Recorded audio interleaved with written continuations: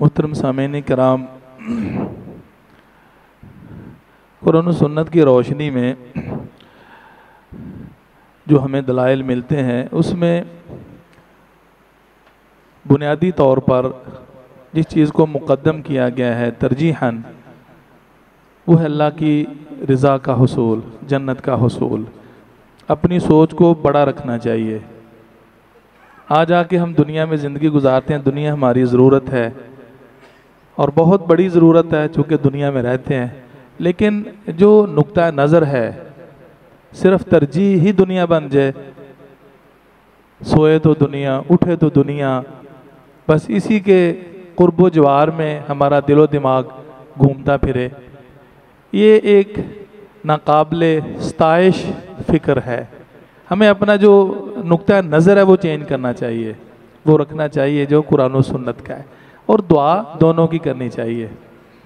یعنی آخرت کو فوقیت جب ہم دیں گے نا، جب ہمارا مطمع نظر اللہ کی رضا ہوگی، جب ہم اٹھتے بیٹھتے اللہ رب العزت کی رضا کی فکر کریں گے، رسول اللہ صلی اللہ علیہ وسلم کی سنت کے اتباع کی کوشش کریں گے، یعنی دین پہ چلنے کی کوشش کریں گے، ہماری ترجیحات میں جب یہ چیز ہوگی نا تو بحمداللہ دنیا خود بخود آپ کے پیچھے لگے گی۔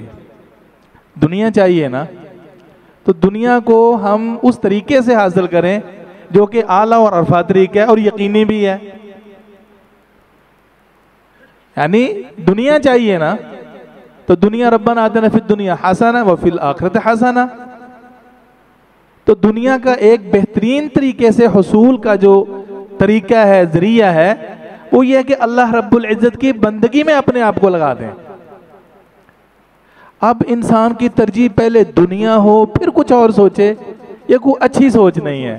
یہ مسند احمد کی حدیث ہے، نبی مکرم صلی اللہ علیہ وسلم، بڑا خوبصورت سا واقعہ ہے، آپ نے سنا بھی ہے۔ پیارے پیغمبر صلی اللہ علیہ وسلم ایک جگہ تشریف لے گئے، وہ ایک بدو اور عرابی تھا، اس نے پیارے پیغمبر صلی اللہ علیہ وسلم کی بھگت کی، خدمت کی، آپ خوش ہوئے، کہا بھئی کبھی ہمارے پاس بھی آنا، یعنی ہم بھی تیری خدمت کریں گے۔ موقع بنا، وہ بھی چلے گئے، رسول اللہ صلی اللہ علیہ وسلم نے خدمت کی، اور اس کے بعد خوش ہو کے پوچھا بھئی کوئی تیری حاجت ضرورت بتاؤ، تو وہ کہتا ہے جی ناقتن نرکبھا، ایک اونٹنی چاہیے جس پہ ہم گھر والے سواری کریں، وَأَعْنُزٌ نَحْلِبُهَا، اور چند بکریاں دے دیجئے جن کا دودھ ہم دو کے پی لیا کریں۔ او سبحان اللہ، نبی صلی اللہ علیہ وسلم نے جب یہ سنا نا، آپ نے اس کو پسند نہیں فرمایا، اتنی چھوٹی سوچ،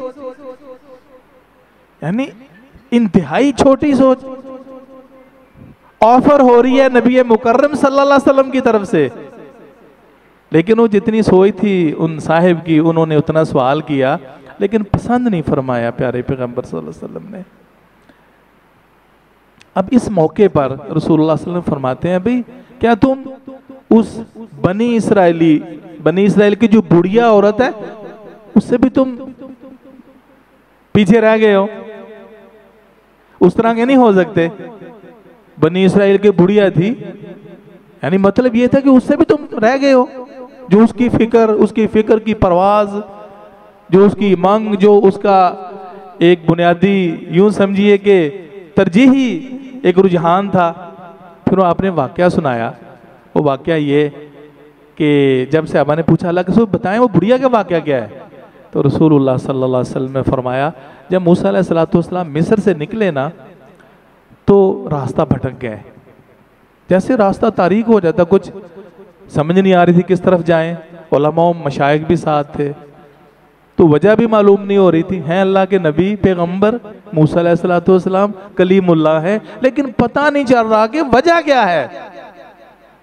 وجہ علماء نے بتائی، معلوم ہو کہ انبیاء علیہ السلام عالم الغیب نہیں ہوتے، کلیم اللہ ہے، اگر ان کو اس کا بھی علم ہوتا کہ کیوں راستہ بھٹک گئے ہیں، راستہ کیوں نہیں روشن ہو رہا تو پتہ کر لیتے۔ تو انہوں نے بتایا، وہ نا نسل در نسل، یعنی یوسف علیہ السلام کے دور سے چلے آ رہے تھے، ایک نصیحت ہوتی ہے، تو یوسف علیہ السلام نے وعدہ لیا تھا یہ اس وقت کی بات ہے جب وہ بیمار تھے، نزع کی حالت میں تھے کہ مجھے ادھر دفنانا ہے، جب تم ادھر سے جاؤ نا تو میری لاش کو بھی یہاں سے لے جانا۔ تو کہتے ہیں وجہ یہ ہے کہ ہم تو جا رہے ہیں اور وعدہ ان کے ساتھ تھا۔ تو کہتے ہیں اچھا چلو پھر یہ بتاؤ کہ ان کی میت کدھر دفانا ہے؟ یہاں بھی موسیٰ علیہ السلام کو پتہ نہیں ہے۔ یار عجب عقیدہ ہے یہ، صرف ایک چونکہ بات ریلیٹڈ ہے، یہ عجب ہمارے عقائد بن گئے ہیں کہ وہ بندے تو دور کی بات ہے، ہمارے جو حیوانات کتے اور بلیاں بھی غیب جانتی ہیں، نعوذ باللہ۔ بہت کمزور عقیدہ ہے۔ تو خیر یہاں بھی پتہ نہیں چلا قبر کدھر ہے۔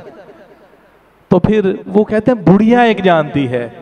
وہ بڑھیا کے پاس گئے، جی محترمہ بتائیے ہمیں یوسف علیہ السلام کی قبر کدھر ہے؟ تو وہ کہتی ہے موسیٰ علیہ السلام سے مخاطب ہو کے، جی میری ایک شرط ہے، وہ میری شرط مان لیں تو قبر بتا دوں گی، نہیں مانیں گے تو قبر نہیں بتاؤں گی۔ وہ کہتے ہیں شرط کیا ہے؟ ما حکمک، کیا تیرا تقاضا ہے؟ تو وہ کہتی ان اکون معک فی الجنہ، شرط یہ ہے کہ آج یہ قبر بتاؤں گی، اس کے عوض مجھے کل جنت میں آپ کے ساتھ جگہ ملے، آپ کی رفاقت نصیب ہو۔ کنہیں کہہ رہی ہے؟ موسیٰ علیہ السلام۔ وہ تو خاموش ہو گئی، اس کو ناپسند کیا۔ موسیٰ علیہ السلام نے ناپسند فرمایا، لیکن سبحان اللہ یہ عقیدت دل کی آواز تھی، یہ دل کی بات تھی نا، تو رب تعالیٰ کی طرف سے وحی آ گئی بھئی اس کی بات مان لیں آپ۔ وہ کتنی مخلص خاتون ہوگی بڑھیا، کیا اس کی آرزو، کیا تقاضا، کیا بڑی سوچ اور فکر۔ بہرحال جب انہوں نے وعدہ فرما لیا تو انہوں نے کہا جی یہ دریائے نیل روایات میں آتا ہے، یہاں اس کے کنارے جوہر پانی ہوتا ہے نا، کئی دفعہ کسی جگہ سے خشک ہوتا ہے، کہیں چل رہا ہوتا ہے، بہرحال دریائے نیل تھا تو کہ یہاں پانی والی جگہ اس کو خشک کرو۔ خشک کیا تو اس کو پھر جگہ کو انہوں نے کھودا تو یوسف علیہ السلام کی جو میت تھی دریافت ہو گئی۔ اسے جب نکالا اٹھا کے چلے تو راستہ تو بالکل واضح ہو گیا، دن کی روشنی کی طرح ہو گیا۔ تو یہ تھا نبی مکرم صلی اللہ علیہ وسلم کا فرمان۔ میرے صحابہ تم بنی اسرائیل کی عورت سے بھی پیچھے رہ گئے ہو۔ سامعین کرام، بات میرے کرنے کا لب لباب اور خلاصہ یہ ہے کہ ہم اپنے مطمع نظر، ہم اپنی زندگی کا جو ٹریک ہے اس کو سیدھا کریں، اپنی فکر کو سیدھا کریں۔ جتنے اس دنیاوی جال اور گرداب میں پھنستے چلے جا رہے ہیں، اسے نکلنے کی کوئی راہ نہیں ہے سوائے تعلق باللہ کے۔ اور تعلق باللہ یہ ایک گرانٹیڈ کا ایک مستند بات ہے، اور رب تعالیٰ کی طرف سے اس کو سند حاصل ہے۔ وَالَّذِينَ جَاهَدُوا فِينَا لَنَهْدِيَنَّهُمْ سُبُلَنَا، جو ہمارے راستے میں کوشش کرے گا ہم اس کے لیے راستے کھول دیں گے۔ اور جو انسان حدیث قدسی کا مفہوم ہے نا، حدیث جس کی فکر اور جس کے دل پہ آخرت کی فکر غالب ہوتی ہے نا، ہم و غم ہوتا ہے، اللہ دنیا اس کے لیے احسان کرے، دنیا اس کے پیچھے پیچھے لگ جاتی ہے۔